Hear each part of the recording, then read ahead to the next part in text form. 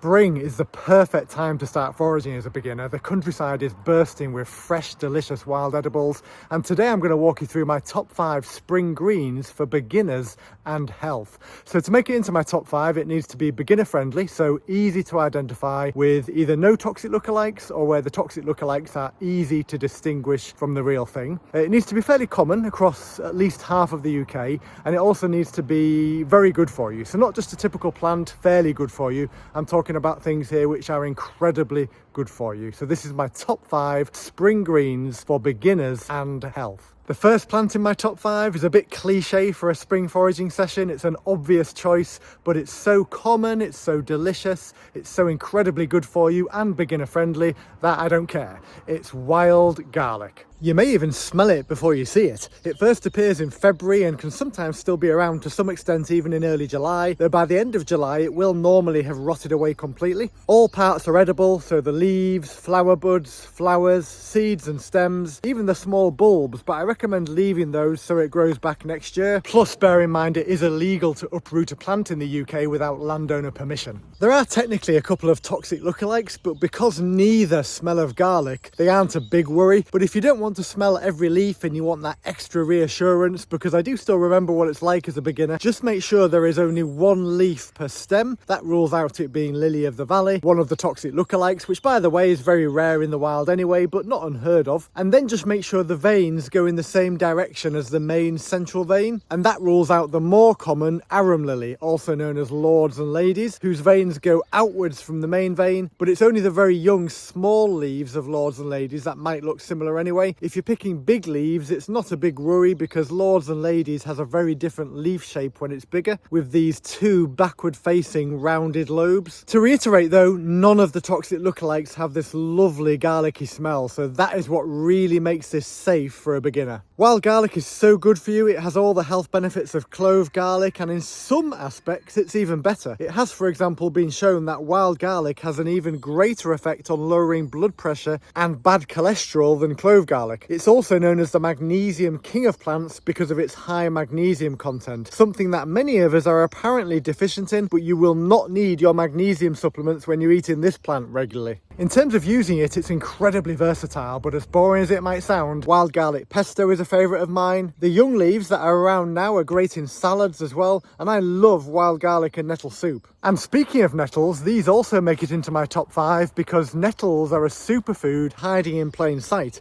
They are incredibly nutritious, and if anything, they are slightly better for you than even spinach and kale. They're perfect for a nutritious spring harvest, and at this time of year, spring, it's the young leaves and tender tops which you want, so just pick literally the top few inches. Identification should be easy. I imagine most of you know or could identify a nettle, and some of you may even have childhood trauma from one of its biggest traits, the sting. Ow. There's no toxic lookalikes to nettles either. The only things you might confuse them for would be things called dead nettles. There are a few species of dead nettle, but dead nettles basically look a bit like nettles, but they don't have a sting. They are also safe to eat. They might not be as good for you, but they're safe to eat, and that's the most important thing. So nettles are definitely beginner friendly. I do normally wear gloves when picking nettles, but I don't mind occasionally going without, because if you do get stung, take solace in the fact that it's good for you apparently. Cooking removes the sting though, so don't worry, you don't have to put up with stings in your mouth. And I love nettles in soups, pestos, or sautéed like spinach. You can even make nettle crisps, nettle tea, and so on. Once nettles start to flower, you do want to stop eating them though, because the flavour goes downhill and they can develop gritty particles that can upset your urinary tract. But at this time of year, March and April, they will be fine. But from May, just keep an eye out for any with these flowers on them, and if you do see these flowers on them, leave them alone. You can also harvest seeds from nettles in the summer when the seeds are fully formed.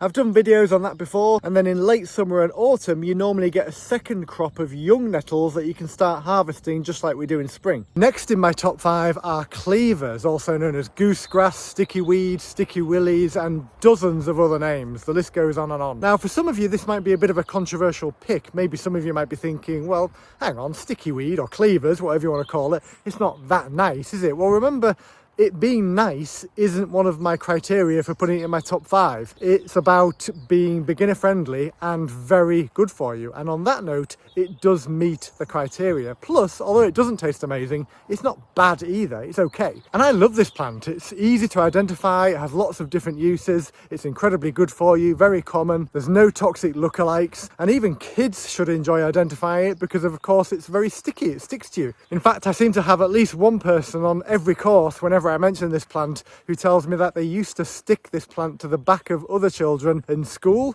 and in some cases I even have adults saying they still do that as well. Never grow up is what I say. So in spring it's the young tops that you want. It's literally the top inch or so, as that's the most tender. They have a mild garden pea-like flavour but without the bitterness that takes over. So beyond spring I don't eat the leaves or stems of this plant as it's just too bitter. In spring you can also make a nice spring tonic from the young plant too. A spring tonic is something that's very good for you, that helps us recover from our winter eating. So to make it, just take a few stems, shove them in a glass or jar with water and leave it overnight in the fridge. Sieve off the cleavers and you have a lovely, refreshing and nice flavoured drink that is good for your lymphatic system. You can also make a respectable and slightly caffeinated coffee from the seeds of this plant later in the year. And I've done a video before about that too. At number 4 we have hawthorn, which can grow as a small tree or most commonly as a shrub. It's one of our most common trees or shrubs, whatever you want to call it, because it's commonly used in hedging due to its thorns, which are good for keeping livestock at bay, and the fact it forms a thick hedge and it's very tolerant of being transplanted. And at this time of year it's the leaves you want when they first appear, and ideally when they're still a little curled up, but at the very least when they're still a lovely bright green colour and nice and tender. They soon go too hard and bitter to eat, but at this very young stage they are tender and great in salads. My mum, who sadly died in December 2023, often told me that as a young girl on the way to school, she and her friends would pick the young leaves and buds of hawthorn to eat, and that it was often called bread and cheese. The leaves are these distinctive lobed leaves, and the young leaves are mild in flavour, which is my polite way of saying they don't have much taste, but what little flavour there is perfectly pleasant, I think. Slightly nutty if I was being generous, but it makes my top 5 mainly because it's easy to identify, very common, and in particular for its health benefits. These leaves are a wild food that I will add to salads purely for their health benefits. It supports heart and all-round cardiovascular health. Traditionally it was used to improve circulation and regulate blood pressure. They are rich in antioxidants that help fight inflammation. As well as salads, you can infuse the leaves in a tea for heart health as well, but I like to just snack on them or have them in salads. There are no dangerous lookalikes, and later in the year you get hawthorn berries, and they can be used for jellies, syrups and tinctures, or as a pectin source to help set other jams and jellies, because hawthorn berries are incredibly high in pectin. And my final choice at number 5 in my top 5 spring greens is a very common plant. It's all over the place, it's easy to identify, and it's incredibly good for you. It is the humble dandelion. The name dandelion comes from the French dent de lion, which means lion's tooth, because someone thought the jagged leaves looked like lion's teeth. Every part of this plant is edible, the flowers, leaves and even the roots. And they're not just food, they're medicine, packed with vitamins and other goodness. Dandelions support digestion and act as a natural detox for your liver. They're also full of antioxidants, so very anti-inflammatory. In spring, the tender young leaves make a healthy, albeit slightly bitter, addition to salads. The flowers can be used to make dandelion syrup, dandelion tea, or even fritters. When using the flowers, I normally remove the green bit underneath because that's very bitter. The roots can be harvested at any time of year, though they're probably best in autumn and winter, and they can be dried and roasted into a caffeine-free coffee alternative, which is great for liver health. You can also just roast the roots if you wanted to and eat them like a root vegetable. They are quite a small root though, so I just prefer to make coffee from them. Unless you're using a recipe where you're adding sweetness to it, most parts of dandelion are quite bitter, but remember this top 5 is about being easy to identify and being very good for you, and dandelions are certainly that. As a quick but relevant side note, I came across this product that has very good reviews, and I know someone who's used it and swears by it. It prevents or at least minimises hangover symptoms following a heavy night, and one of its ingredients is dandelion, and that's because of dandelion's detoxifying effects and the way it helps support liver health. It's just one example of dandelion's many amazing health properties.